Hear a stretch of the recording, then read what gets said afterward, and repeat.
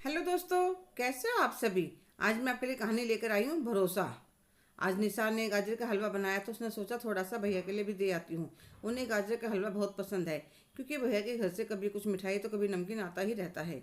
निशा की आर्थिक स्थिति ज़्यादा अच्छी नहीं है। उसके पति एक दुकान में नौकरी करते हैं, दो बच्चे हैं जो सरकारी स्कूल में पढ़ते हैं। निशा के भैया ने काफ़ी तरक्की कर ली है और उन्होंने घर में सुविधा की हर चीज़ ला रखी है।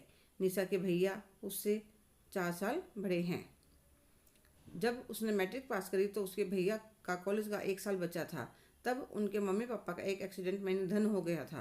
पहले तो दोनों भाई बहनों ने एक दूसरे को बड़ी मुश्किल से संभाला। फिर निशा ने अपने भैया से कहा, आप अपनी पढ़ाई पूरी कर लीजिए, मैं आगे की पढ़ाई पत्राचार से कर लूँगी और घर भी संभाल लूँगी। उसके भैया ने बहुत कहा कि दोनों भाई बहन मिलकर कर लेंगे, पर वह नहीं मानी क्योंकि वह जानती थी दोनों भाई बहन इतना खर्चा नहीं कर सकते। यह तो शुक्र था कि मकान घर का था, इसलिए किराए का कोई चक्कर नहीं था।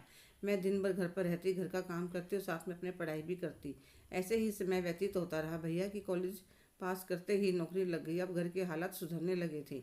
मैं भी बीए पास करते करते सिलाई का और ब्यूटी पार्लर का कोर्स सरकारी केंद्र में कर लिया था। फिर भैया को मेरी शादी की जल्दी होने लगी तो मैंने कहा, भैया आप अकेले कैसे रहोगे। उन्होंने कहा, कोई बात नहीं, तुम्हारी शादी के बाद मैं अपने लिए भी कोई रिश्ता देख लूँगा। हिमांशु का रिश्ता किसी पड़ोसी ने बताया था। शादी में खर्च करने के लिए पैसे थे नहीं, इसलिए भैया ज़्यादा बड़ा रिश्ता नहीं देख पाई। पर हिमांशु स्वभाव के बहुत अच्छे थे। उनके परिवार में उनकी माँ और छोटा भाई थे जो गांव में रहते थे। शादी के पहले साल में ही मुन्ना और 2.5 साल होने पर खुशी गोद में आ गई। उधर भैया की शादी भी हो गई थी। उनके भी एक बेटा और बेटी थी। भैया में और मुझमें पहले की तरह प्रेम था। मैं भाभी का भी बहुत सम्मान करती थी। भाभी भी मुझे बहुत आदर देती थी। अब बच्चे बड़े होकर स्कूल जाने लगे थे तो कुछ दिनों से सोच रही थी पार्लर का और बुटीक का काम शुरू कर देती हूँ ताकि मेरे घर के हालात भी सुधरें। जब निशा ने अपने भाई के घर के दरवाजे पर पहुंचती है तो वह गेट पर ही रुक जाती है। अंदर ड्राइंग रूम में भाभी और उनकी सहेली आपस में बात कर रही थी। उनकी सहेली निशा का नाम ले रही थी। अरे रोही, तुमने तो अपनी नंद को ज़्यादा ही सिर पर चढ़ा रखा है।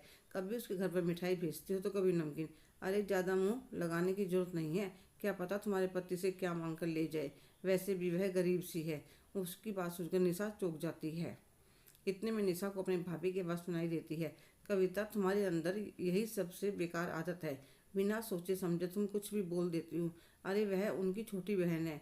तुम्हें पता है मैं और उसके भैया ने कितनी बार उसकी मदद करने की कोशिश करी, पर मैं इतनी सी भाभी मानी है कि कभी एक पैसा भी नहीं लेती। त्योहारों पर भी थोड़ा सा के लिए लेती। अरे आज मैं जो जिंदगी की रही हूँ वह मेरी नंद की देन है।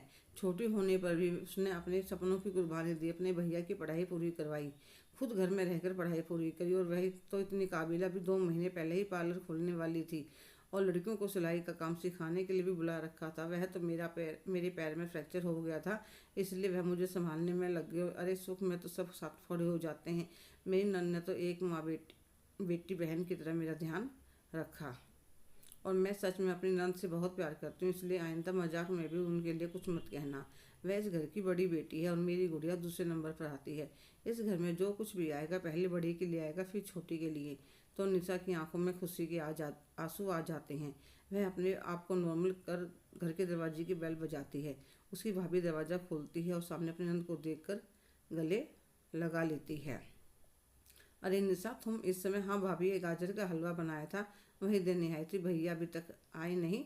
नहीं, आने वाले होंगे। और कविता जी आप कैसी है। ठीक हूँ निशा। अच्छा रूही, मैं चलती हूँ। अरे बैठो तो सही। नहीं, तुम अपनी नंद भाभी बात करो, मैं चलती हूँ। कविता चुपचाप वहाँ से निकल जाती है। जाते जाते पीछे मुड़कर देखते हैं, दोनों नंद भाभी एक दूसरे से बात करने में बिजी हो चुकी थी। जब निशा घर से चलने लगती है तो एक बार कस के अपनी भाभी के गले लग जाती है। आज उसके दिल में बहुत सुकून था कि उसका मायका हमेशा के लिए बना रहेगा। हेलो दोस्तों, कैसे हो आप सभी। आज की कहानी आपको कैसी लगी कमेंट करके ज़रूर बताइएगा। अगर आप मेरे चैनल पर नए हैं तो प्लीज़ चैनल को लाइक शेयर सब्सक्राइब करना ना भूलें। धन्यवाद।